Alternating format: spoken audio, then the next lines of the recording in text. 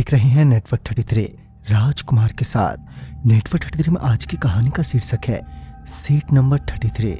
तो चलिए बढ़ते हैं आज की कहानी की ओर। दोस्तों, अगले 2 दिनों में ही मेरी शादी थी और मैं अभी भी काम के चलते शहर में ही फंसा हुआ था, जिसके वजह से बहुत सी रस्में छोड़नी ही पड़ रही थी। मगर कर भी क्या सकते थे, नौकरी भी उतनी ही ज़रूरी थी। खैर, जब मुझे ऑफिस से छुट्टी मिले तो मैं जाने के लिए पहले से ही अपना सामान पैक किए बैठा हुआ था। ऑफिस से निकलते ही घर और घर से सीधे बस डिपो पहुंचा।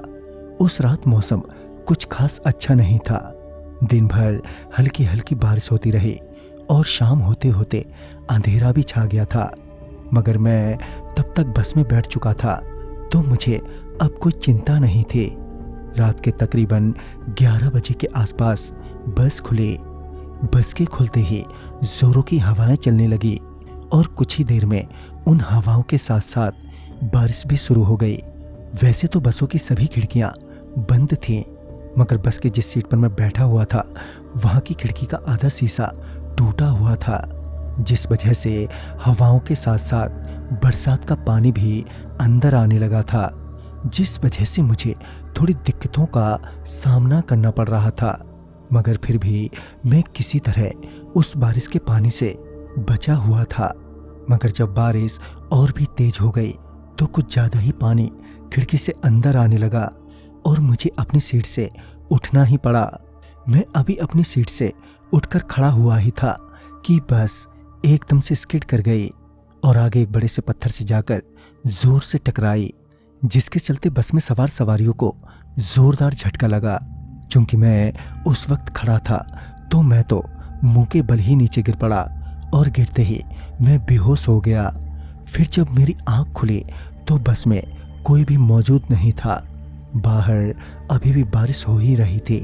तभी मेरी नज़र बस में फैले खून पर पड़ी, जो हर जगह फैला हुआ था। यहाँ तक कि मैं खुद भी खून में बुरी तरह से सना हुआ था। अपने आप को अकेला और खून में सना हुआ पाकर मैं बहुत डर गया। मेरे हाथ पैर अपने आप ही कांप रहे थे। मैं इसी सोच में था कि आखिर बाकी की सवारियां कहाँ गायब हो गईं और ये इतना सारा खून किसका है। पहले तो कुछ देर तक मैं बस में ही बैठा रहा, फिर मुझे वहाँ कुछ ज़्यादा ही बेचैनी होने लगी। मुझे लगा कि बस में रुकना बिल्कुल भी ठीक नहीं रहेगा। लिहाजन मैंने बस की खिड़की से बाहर की ओर देखा तो मुझे कुछ ही दूरी पर एक घर नजर आया, जहां पर रोशनी भी थी। तो मुझे लगा कि वहां से कुछ मदद मिल जाएगी। हालांकि बारिश तो अभी भी हो ही रही थी। बस से उतरने के बाद जब मैं उस घर की तरफ बढ़ा तो मुझे बहुत सारे कदमों के निशान दिखाई पड़े, जो उसी घर की ओर ही जा रहे थे। उन निशानों को देखकर मुझे लगा कि शायद बाकी के लोग भी उसी घर में ही होंगे। ये सोचकर मैं उस घर की तरफ चल दिया। रास्ता काफी फिसलनदार था, पर मैं जैसे तैसे करके उस घर के करीब पहुंचा। वहां मुझे एक आदमी कुर्सी पर बैठा हुआ नजर आया, जो कि ठीक घर के गेट के सामने था। मुझे उस आदमी को उस कुर्सी पर बैठे देखकर हैरानी के साथ साथ डर भी लगा, क्योंकि वो कुर्सी लगाकर बारिश में ही बैठा हुआ था। जब मैं उसके थोड़ा और करीब पहुंचा तो मैंने पाया कि वो आदमी भी पूरा का पूरा खून में सना हुआ है। उसने मुझे देखते ही घर के गेट की तरफ इशारा किया। जब मैंने उस ओर देखा तो पाया कि घर के भीतर कुछ लोग हैं। तभी मैं उनकी तरफ बढ़ा और जैसे ही घर के अंदर दाखिल हुआ तो पाया कि वो सभी लोग भी खून में सने हुए हैं और सभी लोग बेहद शांत बैठे हुए हैं। कुछ देर तक तो मैं उन सभी को यूं ही घूरता रहा और फिर जब मैंने उनसे पूछा कि अरे भाई, क्या हुआ बस में और तुम लोग यहाँ क्या कर रहे हो, तो इस पर किसी आदमी ने कुछ भी नहीं कहा। वो सभी किसी मूर्ति की तरह चुपचाप बैठे ही रहे। फिर मैं कमरे से निकलकर बाहर की तरफ आया, जहाँ वो आदमी कुर्सी लगाकर बैठा हुआ था। इससे पहले मैं उससे कुछ पूछता कि मेरा ध्यान उस पर लगे खून पर गया, जो अभी भी उसके पूरे शरीर पर लगा हुआ था, जबकि इतनी तेज बारिश में तो सारा का सारा खून धुल जाना चाहिए था, जैसा कि मेरा धुल गया था। तभी मैंने देखा कि एक बस आ रही है। मैं तुरंत ही घर में बैठी सभी सवारियों को बस के बारे में बताते हुए जोर से बोला, अरे भाई चलो, एक बस आ रही है। मगर मेरे कहने का उन लोगों पर कोई फर्क ही नहीं पड़ा।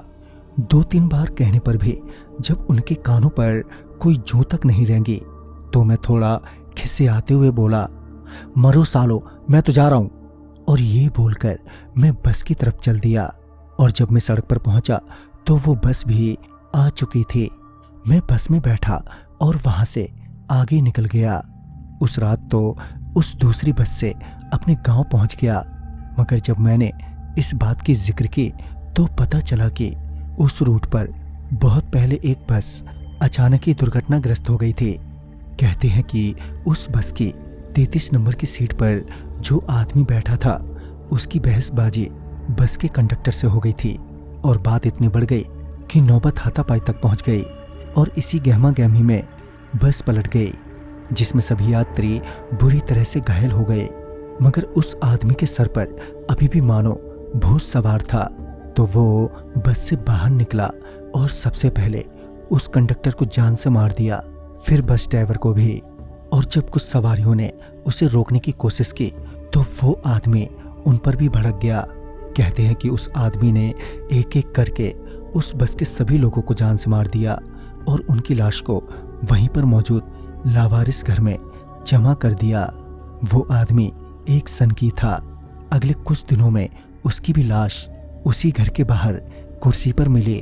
उसकी हत्या कैसे हुई और किसने की, ये आज भी एक राज है। जब भी कोई उस रूट पर एक्सीडेंट होता है तो मरने वालों की आत्माएं उसी घर में हमेशा हमेशा के लिए कैद हो जाती हैं। तो दोस्तों, इस कहानी में बस इतना ही। कहानी आपको पसंद आई हो तो लाइक शेयर करें और साथ ही हमें कमेंट बॉक्स में ज़रूर बताएं। तो मैं आपका दोस्त राजकुमार जल्द ही मिलूंगा ऐसी ही एक नई कहानी के साथ। तब तक के लिए बाय एंड टेक केयर।